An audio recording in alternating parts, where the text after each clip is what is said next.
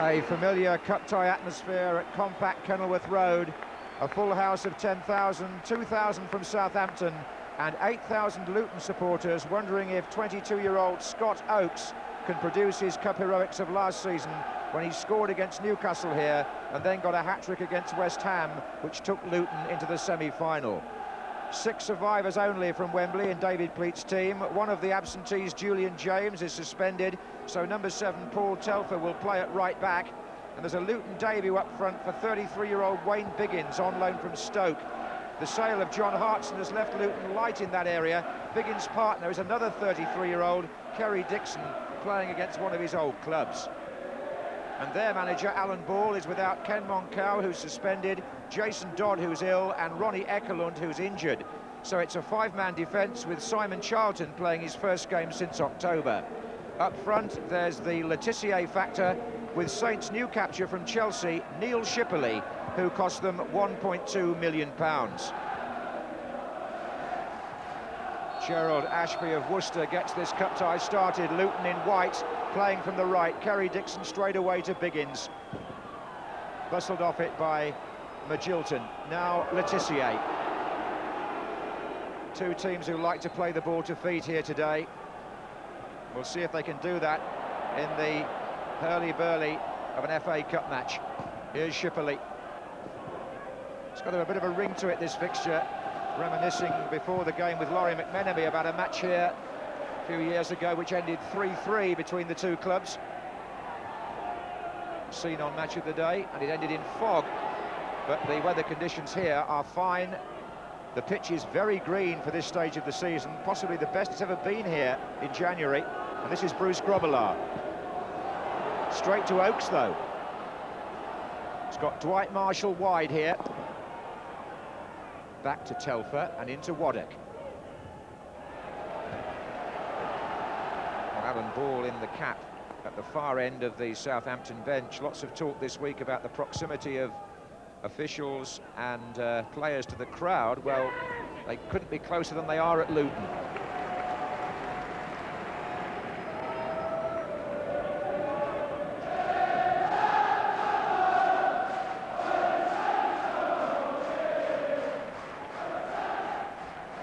Sommer.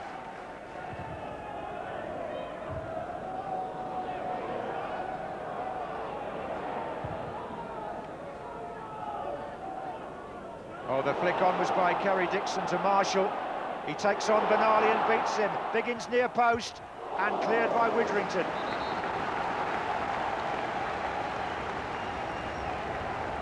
It's a good break by Luton. Now we'll see if the corners that David Pleat was practicing yesterday, with Biggins at the heart of it in there, are going to pay dividends today. He's got Johnson and Thomas coming up deeper from the 18-yard line. Oh, and there was Thomas and Johnson. Off the line, Mitchell Thomas's effort. And Oakes again for Luton. Well, they worked so hard in freezing conditions yesterday morning in the snow on that corner, and it nearly brought the first goal. 4 in a line up front here for Luton. Oakes. They've started well, the Ensley side. Telfer. Oakes again. This is Preece. Still got 3 in there, though. Waddock. Mitchell Thomas wide. It's going towards Marshall. Oh, and Charlton came in behind him, and Luton appeal for a push. Gerald Ashby says no foul. But the corner, delivered by Scott Oakes, caused Southampton concern. And watch for Mitchell Thomas coming in here. There's the header. And the man on the line just gets it away with Grobbelaar beaten. Simon Charlton, I think it was.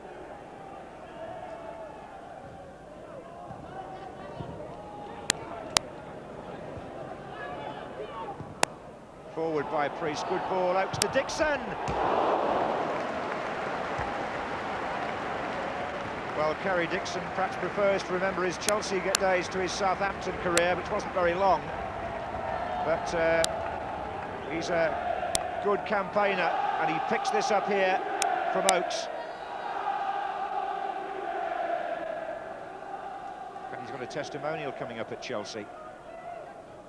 That's a good-looking ball.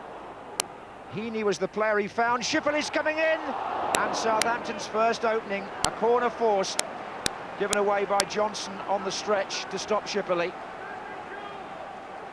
An attack inevitably orchestrated by Letizia,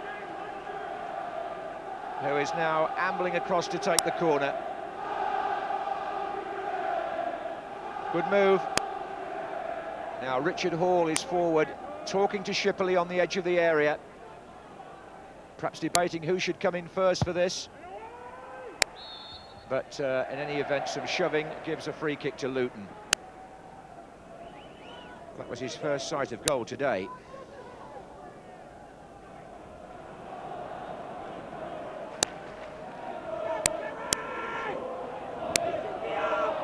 Oh, Grobbelaar straight to Marshall. Now it's Priest.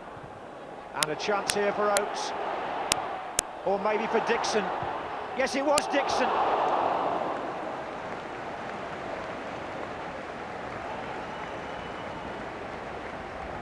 Well, he scored a fantastic goal in the Ensley League not many weeks ago. I think it was at Barnsley, Kerry Dixon, attempting to curl that one inside the far upright. But it was Grobbelaar, really, whose clearance gave Luton that opening.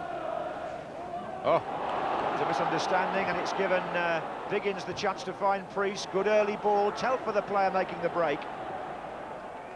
But, oh, he's out of his goal. Marshall. They've got two in the middle. Grobbelaar's regained his position now. Marshall drives it. Biggins! Well, all sorts of reactions there. Biggins is just notifying how near that was. Very close. Southampton haven't won away since the 24th of September.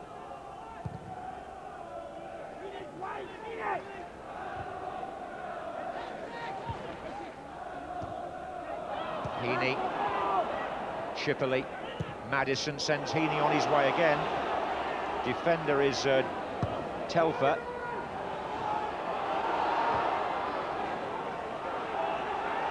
Maddison, Widrington, Letizia, oh, flicked on, Magilton, danger here, Shipley!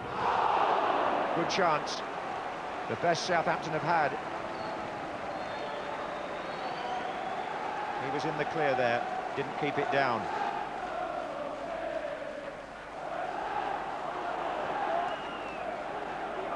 Waddock. Oh. Finale. Shipley.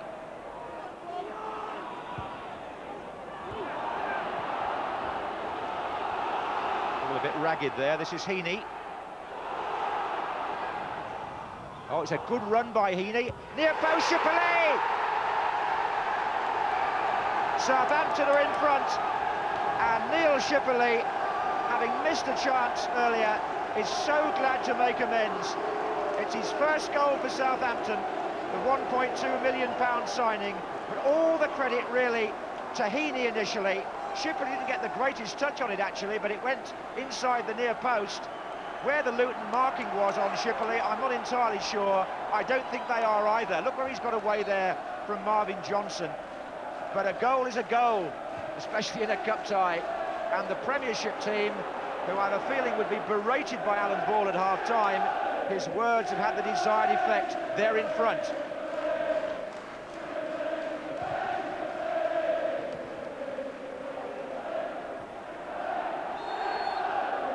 Now then, the whole scene changes. Can Luton, who dictated the first half, to a large extent, come from behind?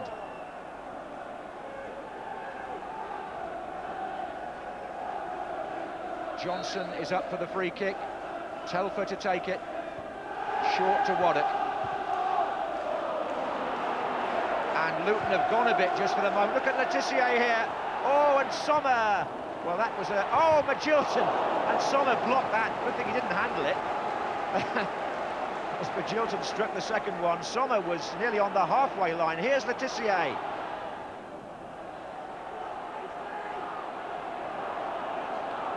Now Priest, they've got runners up here, Dixon, It's got to go on again. Oakes.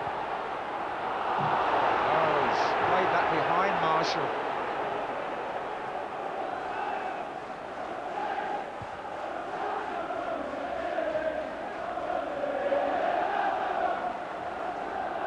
Now, have Southampton exerted their Premiership status on this cup match?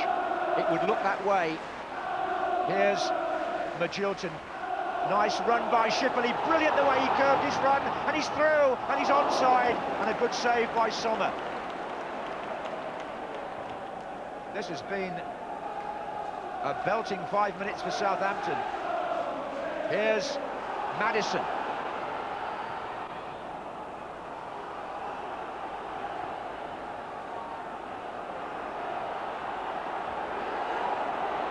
Crowd trying to resuscitate Luton. Dwight Marshall. Waddock. Hammered away by Hall. Letizier's on the far side with Mitchell-Thomas.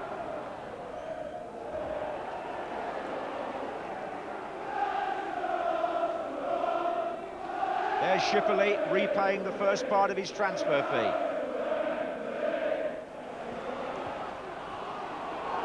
Break on for Luton. If it's played right. Marshall, leave it to Priest, they're saying. Oh, they did, look at this. It's Oakes, look where Grobbelaar is. Oh, Scott Oakes, blocked by the keeper, who must have made 18 yards. Well, you always know with Grobbelaar, he'll take an early decision. Sometimes it seemed to be erratic, but there, it was absolutely justified. Now Biggins are getting more space.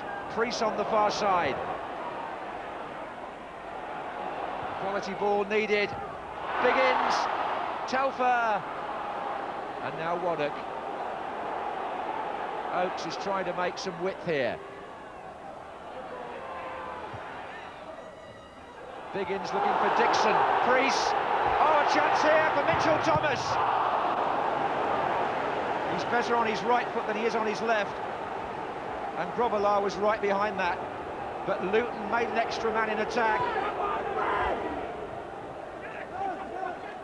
And the ingredient that you always need in a cup tie, real excitement, is now with us. It's Dixon looking for Marshall.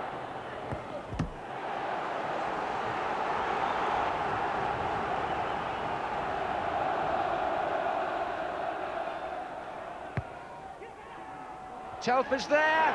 Oh, and the header was by Johnson. It was scrambled away for a corner. On the far side this time.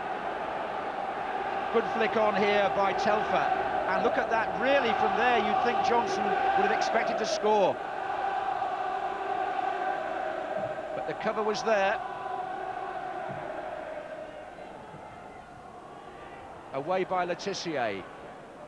Back by Waddock. They want that width. Priest again. Plenty in there for Luton. Johnson again. Bernali jumped with him, and there was impact there.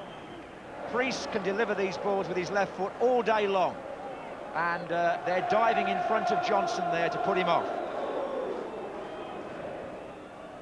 And Mitchell-Thomas gets it down. Free kick. Yes, it was. It was Biggins who was fouled by Bernali.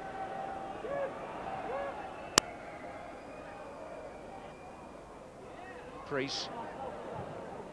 Oh, they've made a lovely run here. Telfer. Oh, and three of them hold their heads in the middle. He was supposed to head that back across, I suppose. Anyway, the carefully worked free kick, only half came off. Here's Heaney. And he's in here, Heaney. Letizier far post. Oh, stretching there, Mitchell-Thomas. And a fall by Widdrington has let Oakes break away for Luton. Three others with him. Scott Oakes down the middle. Might go all the way. Dixon. Oh.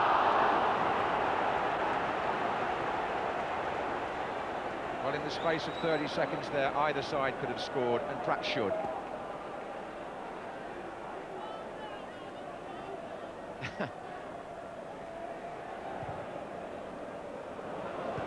They're getting some joy out of Heaney in this second half, Southampton. He's found Charlton here. Now it's Neil Maddison. Shippel is to his right, well placed. Oh, and Sommer again.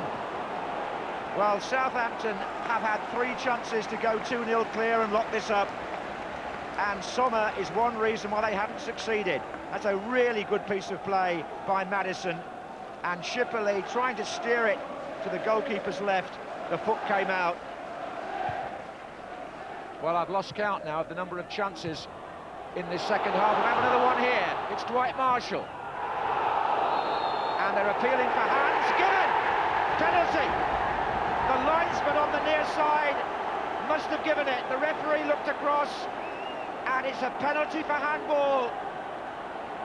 The linesman was the person in the best position to see. Was it hands? Was it inside the area? These are the questions that Southampton are contesting with referee Ashby. But what have we got here?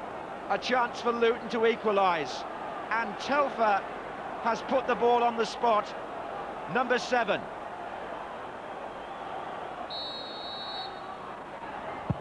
Oh, Gromelin, great save! Mitchell Thomas can't get to it.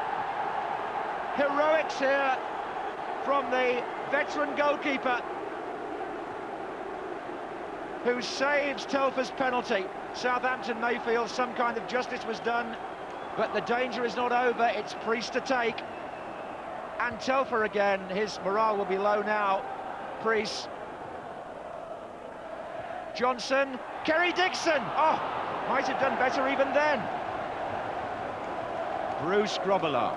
Well, what a week he's had. Zimbabwe Sunday, Highbury Tuesday, penalty save at Luton Saturday. Could have kept his side in the cup.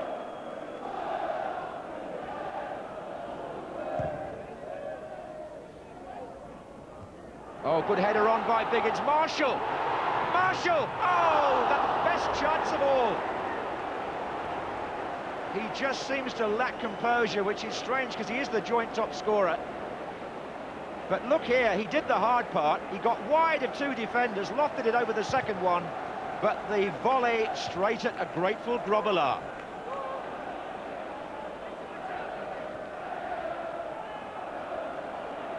This is Magilton. Shippel, a lovely return. It's Magilton, and he's missed at the other end. Wow. Magilton got it over the keeper and over the bar. Dixon with the flick on. Oakes. Oh, Marshall. Biggins in the middle. Still Marshall. Biggins! The 33-year-old on loan in his first game gets the equaliser. With 10 minutes to go, it's Wayne Biggins for Luton. And Marshall provides the pass that he's been threatening to provide all afternoon. He got that one absolutely spot on, the number 11. He's gone behind Jeff Kenner. He's laid it back perfectly. And Biggins, on his travels down the years with many clubs, just doesn't miss those. It's 1-1, and Luton deserve it. They've had so much of the game, made so many chances. Southampton have passed up the opportunity to lock the game up, and now it's all square. Let's look at the two managers there. What a good shot that is of the tension down on the bench. Shippel in there. Still in there. Oh, here comes Hughes. Feels for hands. Linesman is asked by the referee, says no. Close, I would say that. Trevor Peake is making his way back. Ooh, Telfer a bit lucky, I think, there. Well, a cracking cup tie. As good, if not better, than the one at Walsall in the last round when Premiership was stretched all the way by Ensley League. Neil Shippel gave Southampton the lead. Luton responded, having dictated the game earlier. They got the equaliser through the newcomer Biggins, an inspired loan signing, as it turns out, by David Pleat. But the story of that cup tie, as it kept the crowd on the edge of their seats, was not so much the 2 goals that were scored as the many that were missed. It was thriller-minute stuff in the second half, and in the midst of it all, Grobbelaar saved a penalty.